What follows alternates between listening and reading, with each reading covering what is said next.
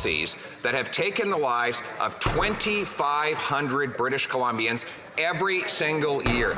Since the NDP has asked him to reverse course on his and formerly their radical policy, 22 British Columbians have died of drug overdoses.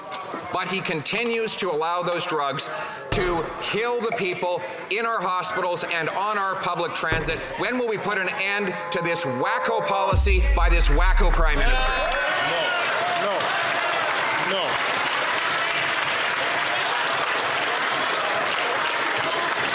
That is not there are a couple of things which are going on here today. Hey gang, what's up? Just Aaron right here, Question Period Canada. How y'all doing? What a crazy day in the House of Commons. A couple of people got booted out by the House Speaker, Greg Fergus, who's a, well, we'll check in and see what Greg Fergus is all about here in a minute.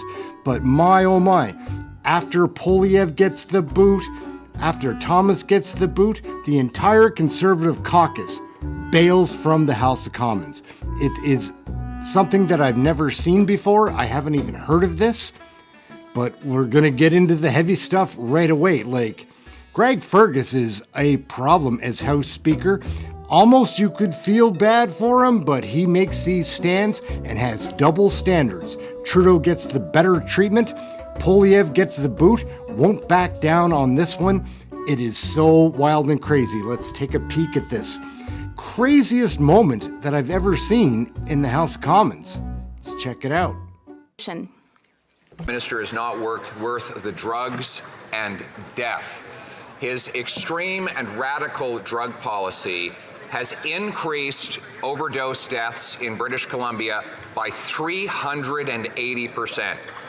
In the year following his decriminalization of crack, heroin, and other hard drugs in hospitals, transit buses, coffee shops, and parks where children play, there has been a record-smashing 2,500 deaths.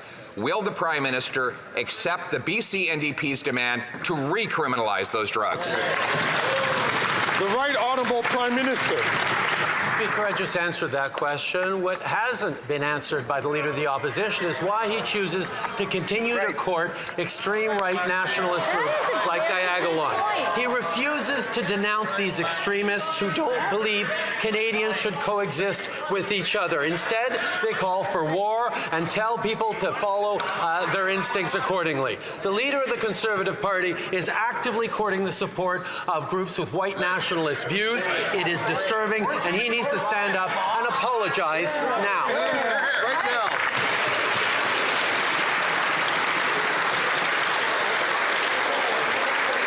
Colleagues, so soon in question period, it is important that we try to control ourselves. I'll ask the honourable member from St. Albert, Edmonton, please, to allow members to ask the questions and members to respond. The Honourable Leader of the Opposition. Mr. Speaker, I always condemn extremism and racism, including from the guy who spent the first half of his adult life as a practicing racist, dressing up in hideous racist costumes so many times he can't remember.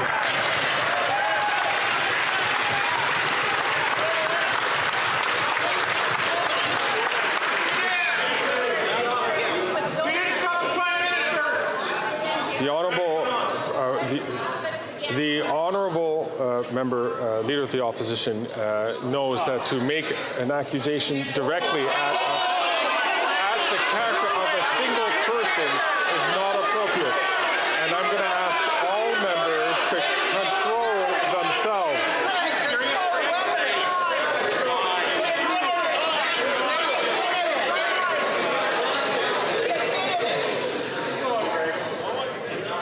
I'll ask the Honourable Leader of the Opposition to rephrase this question and to start from the top. Mr. Speaker, I will also condemn the extremism of a Prime Minister who gives hundreds of thousands of dollars of anti-racism money to a Jew hater who has proposed shooting Jews in the head. I condemn a Prime Minister who allows the IRGC, which murdered 55 Canadians, to remain legal. And I condemn a Prime Minister who allows open use of crack, heroin, meth, and weapons in hospital rooms that threaten nurses and on school buses next to children. Will the Prime Minister reverse his extremist policies and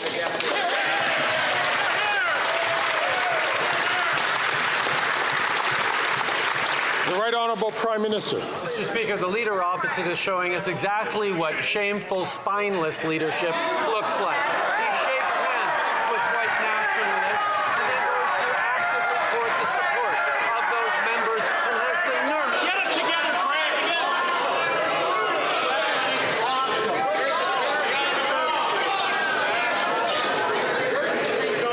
Any idea what you're doing? Order.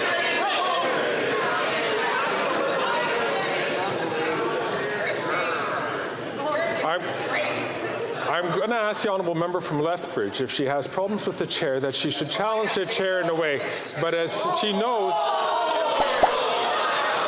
as the honourable member from Lethbridge knows, that by challenging the chair is against the rules of this House. I'll ask the honourable member to please to ask her to withdraw her remarks. The chair is acting in a disgraceful manner. I'm going to ask you, will you...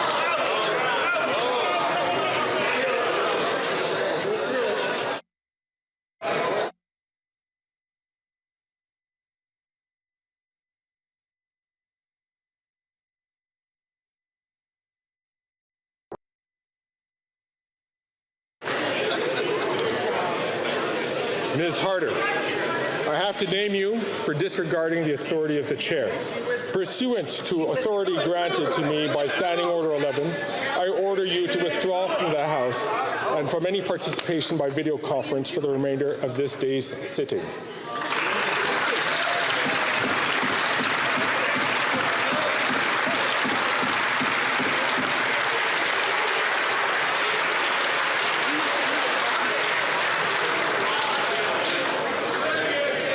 Now back to the issue at hand.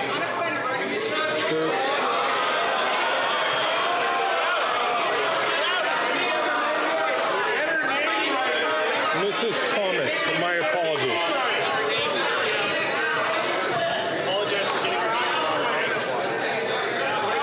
Now back to the original point. I'm going to ask the Prime Minister to please, as I'd ask the Leader of the Opposition, to start from again and to make sure that he does, to start his question, to reframe it in a way that does not call into the character of an individual member of Parliament. The Honourable Prime Minister, Right Honourable Prime Minister. Mr. Speaker, the leader opposite is showing us once again what he will do to try and earn votes through personal attacks. He shakes the hands of a leader of a white nationalist group, then goes to actively court the support of the group's members and thinks he can get away with it. This is a group that advocates for violence against Jewish LGBTQI+ Canadians, against Hindus and Sikhs, against Muslims and Jews. Diagolon stands against everything we stand for as Canadians, and yet he will not denounce them or what they stand for. That is shameful, Mr. Speaker.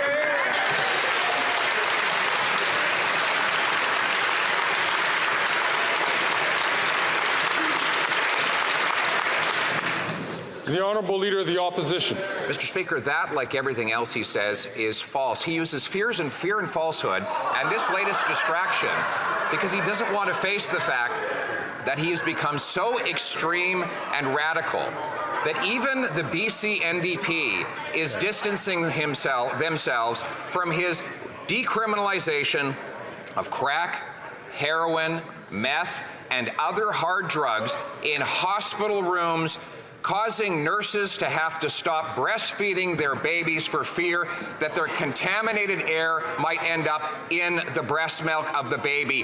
Why won't he ban these drugs? The Right Honourable Prime Minister.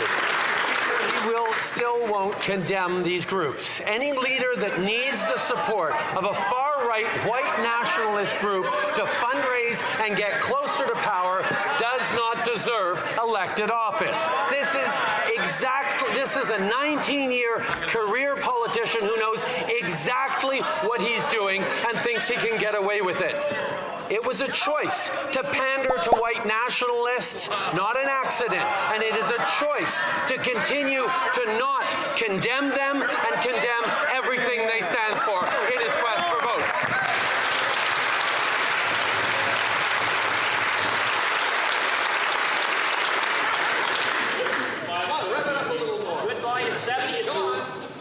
I'm going to ask the honourable member for the second time from St. Albert, Edmonton, to please withhold his comments until he has the floor.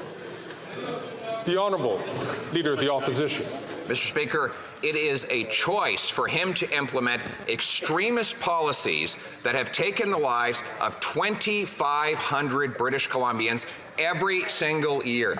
Since the NDP has asked him to reverse course on his and formerly their radical policy, 22 British Columbians have died of drug overdoses. But he continues to allow those drugs to kill the people in our hospitals and on our public transit. When will we put an end to this WACKO policy by this WACKO Prime Minister? No.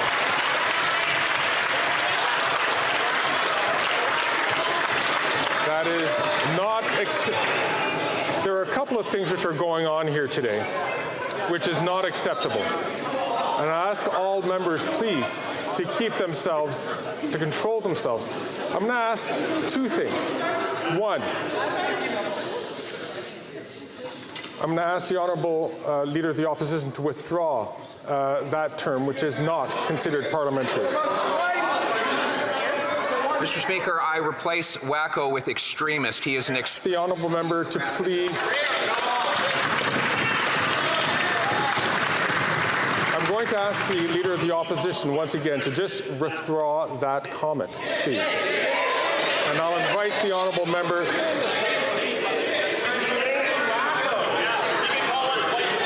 I'm going to ask the Honourable Leader of the Opposition to please withdraw that comment and simply withdraw that comment.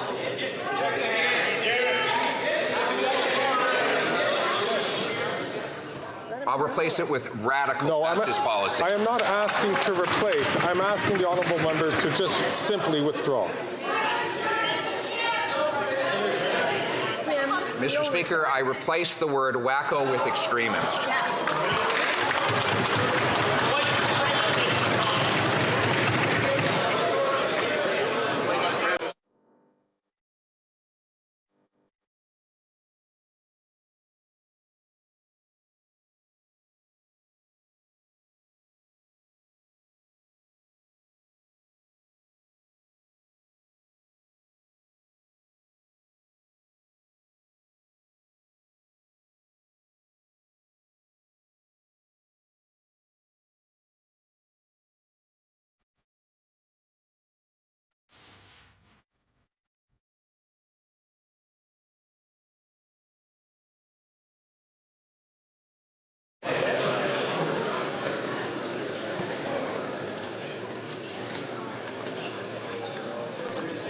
I'm going to ask the Honourable Leader of the Opposition one last time to please withdraw that comment and simply withdraw that comment.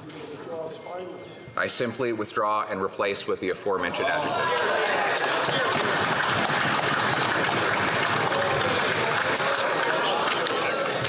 Mr. Poilievre, I have to name you for disregarding the authority of the chair.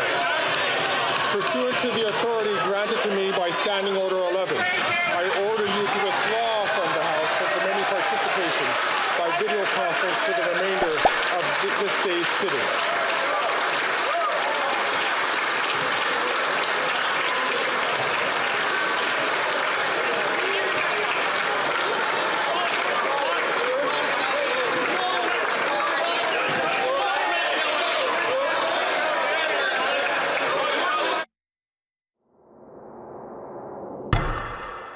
He actually stood there for 2 minutes just like this, so we're gonna skip that, get back into how it wraps up. My goodness, Greg Fergus, things are out of control, my man. You're in trouble. The second matter which I was going to bring up was the fact that I was hearing some catcalling from the far end of the House. I wasn't able to identify the person, but I'll ask all members to carry themselves in a way that is dignified for this House. The Right Honourable Prime Minister. Mr. Speaker, the Leader of the Opposition wants to talk about extremism. Well, a week ago, he visited a Diagolon encampment. Diagolon hates that minorities in this country get the same protections as everyone else, and they are charter-protected rights. Just yesterday, a week after the Conservative leader sat down with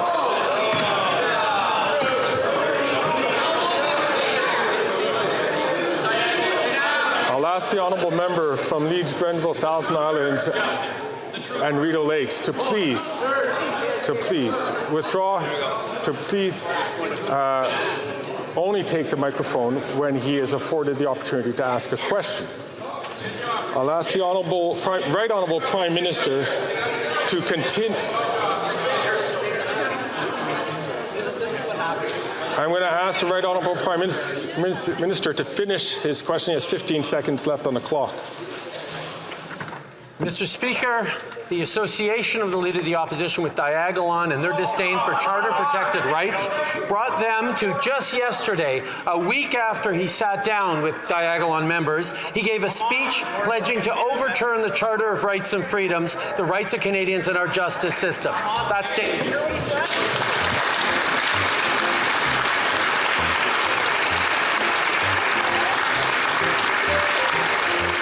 So there's a whole bunch of phony baloney things that happened after that. They wouldn't show the Conservatives leaving. I don't know why the director of CPAC wouldn't have shown that, but they chose not to. I don't know why. It was a crazy day in Parliament. Oh my goodness, I can't imagine the headlines that are going to come out of this. Like, I believe possibly Canadians are going to be more interested in Canadian politics after they see some of these clips on what is actually going on in the House of Commons. It's not good, guys. They're taking away our freedom of the things I guess we're allowed to say. It's scary, and this was entertaining, but it's really just kind of frightening. We watched this today live on my channel during our broadcast of the question period. You should come and join us sometime. We have a great community. We keep it clean there.